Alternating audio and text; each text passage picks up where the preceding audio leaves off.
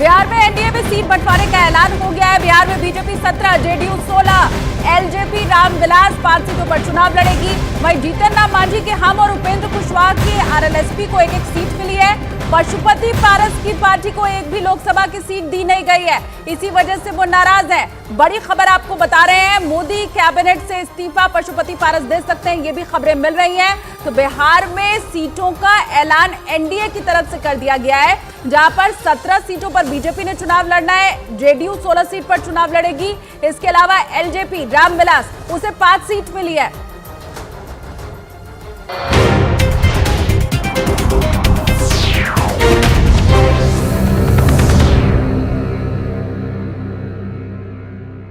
हाजीपुर में दोनों परिवारों में तकरार ज्यादा बढ़ गई। गंडक नदी के किनारे बसा हाजीपुर बिहार के वैशाली जिले का हिस्सा है। वैशाली 1972 में मुजफ्फरपुर से अलग होकर एक नया जिला बना और हाजीपुर को वैशाली का मुख्यालय बनाया गया और 1977 के बाद हाजीपुर रामविलास पासवान का गढ़ बन गया।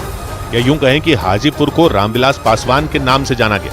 1977 और 1989 में तो उन्होंने वहां से बम्पर वोटों से जीतने का विश्व रिकॉर्ड भी बनाया था। लेकिन ऐसा नहीं था कि रामविलास पासवान हमेशा हाजीपुर से जीते। वो वहां 2 बार चुनाव हारे भी थे। 2009 में हाजीपुर में मिली हार ने तो उन्हें इस कदर तोड़ दिया था कि वो एक जनसभा में रो पड़े थे और मंच पर खड़े होकर हाजीपुर की जनता से माफी मांगी थी। रामविलास पासवान की ये जनसभा हाजीपुर के मीनापुर में हुई। 2009 के लोकसभा चुनाव में रामविलास पासवान हाजीपुर में हार गए थे और इसके बाद हुई एक रैली के दौरान उनके आंसू छलक गए थे। लेकिन हारने के बाद भी उन्होंने खुद को हाजीपुर से जोड़े रखा और चुनाव के नतीजे आने के बाद वहां एक बड़ी रैली भी की और उस रैली में नम आंखों से लोगों से कहा था कि बच्चे से गलती हो जाती है तो थप्पड़ मार देना चाहिए, लेकिन इतनी बड़ी सजा नहीं देनी चाहिए। और सियासत के मौसम वैज्ञानिक कहे जाने वाले रामविलास पासवान से जुड़ा ये किस्सा खूब चर्चा में था, क्योंकि भले ही वो 2009 में चुनाव हार गए थे, लेकिन उसी हाजीपुर सीट पर 2014 का लोकसभा चुनाव जीतकर उन्होंने वापसी कर ली थी।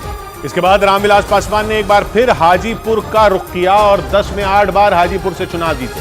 1984 और 2009 में जब वो हाजीपुर में चुनाव हारे थे तो उन्होंने अपना चुनाव का कार्यालय बदला था और इसीलिए उनकी हार के बाद उनके चुनाव कार्यालय के बारे में भी खूब बात हुई थी, क्योंकि 1977 में रामविलास पासवान ने हाजीपुर के डाक बंगला के पास इंदु भूषण ठाकुर के घर पर अपना चुनावी कार्यालय बनाया था। लेकिन 1984 और 2009 में रामविलास पासवान ने अपना चुनावी कार्यालय बदल दिया और इन दोनों बार रामविलास पासवान चुनाव हार गए थे। इसके बाद इंदु भूषण ठाकुर के घर को रामविलास पासवान के लिए लकी माना जाने लगा था और खबरें थी कि खुद रामविलास पासवान भी ऐसा मानने लगे थे और वहीं पर अपना चुनावी कार्यालय बनाया था। यानी हाजीपुर से जीतने के लिए रामविलास पासवान हर मोर्चे पर काम करते थे और इस सीट पर उन्होंने 2 बार जीत का विश्व रिकॉर्ड बनाया था। दूसरी बार तो उन्होंने खुद का भी रिकॉर्ड तोड़ दिया था और हाजीपुर में उनके लिए धरती से गूंजे आसमान, हाजीपुर में रामविलास पासवान के नारे लगते थे। लेकिन उनके निधन के बाद हाजीपुर की सीट पर दावेदारी के लिए चिराग पासवान और पशुपति पारस में ऐसी जंग छिड़ी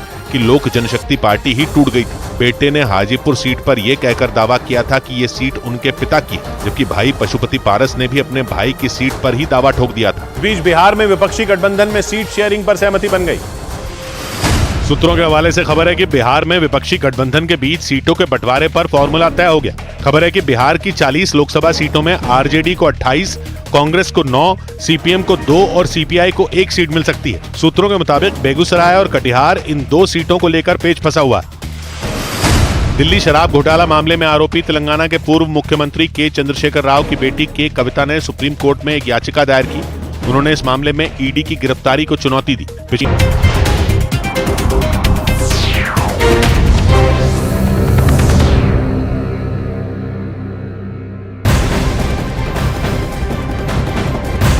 बड़ी खबर आपको बता दें, लोकसभा चुनाव के लिए बीजेपी और राज ठाकरे की महाराष्ट्र नवनिर्माण सेना हाथ मिला सकते हैं। कल देर रात एमएनएस चीफ राज ठाकरे उस वक्त दिल्ली पहुंचे जब बीजेपी मुख्यालय में लोकसभा चुनावों के लिए कोर कमेटी की बैठक चल रही थी। अब संभावना ये जताई जा रही है कि राज ठाकरे अमित शाह से मुलाकात कर सकते हैं। महाराष्ट्र बीजेपी के बड़े नेता देवेंद्र फडणवीस, चंद्रशेखर बावनकुले भी इस वक्त दिल्ली में ही मौजूद है। अब ऐसे में कयास और तेज हो गया है कि एमएनएस और बीजेपी के बीच में गठबंधन हो सकता है।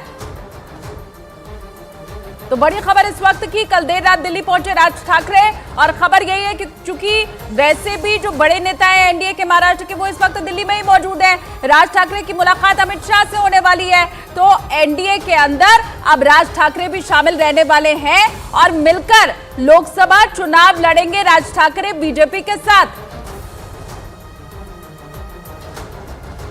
तो बड़ी खबर इस वक्त की, राज ठाकरे दिल्ली में मौजूद है। ये उनका पहले से तय कार्यक्रम नहीं था, बल्कि आनंद फानंद में उन्हें दिल्ली बुलाया गया है। कौन है राज ठाकरे, इसके बारे में भी आपको हम बता रहे हैं।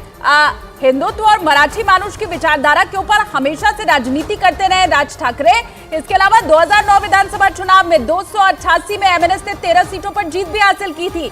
सिर्फ एक सीट एमएनएस जीत पाई थी 2019 के विधानसभा चुनाव में और अब लोकसभा चुनाव सर पर है। बाल ठाकरे के भतीजे राज ठाकरे, हिंदुत्ववादी छवि उनकी।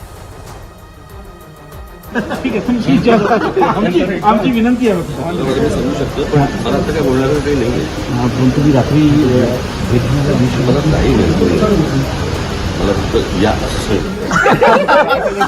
सर तुम्ही पण तो राज ठाकरे दिल्ली में मौजूद जरूर है, लेकिन महाराष्ट्र में एनडीए की सीट शेयरिंग के ऊपर बात अभी नहीं बन पाई है। कुछ सीटों पर पेच अब भी फंसा हुआ है। सूत्रों के हवाले से खबर यही मिल रही है कि दिल्ली में इस बाबत एक बैठक भी हो सकती है। महाराष्ट्र में 48 लोकसभा सीटें और इनके लिए 5 चरणों में चुनाव होना है। 19 अप्रैल से इसकी शुरुआत हो जाएगी और ऐसे में सीट बंटवारा जल्द से जल्द फाइनल करना एनडीए के घटक दलों की मजबूरी है। महाराष्ट्र महायुति में बीजेपी के साथ एकनाथ शिंदे की शिवसेना है, अजीत पवार की एनसीपी है, रामदास आठवले की आरपीआई है और बड़ी खबर यही है कि अब तक सीट शेयरिंग का फॉर्मूला तय नहीं हो पाया है।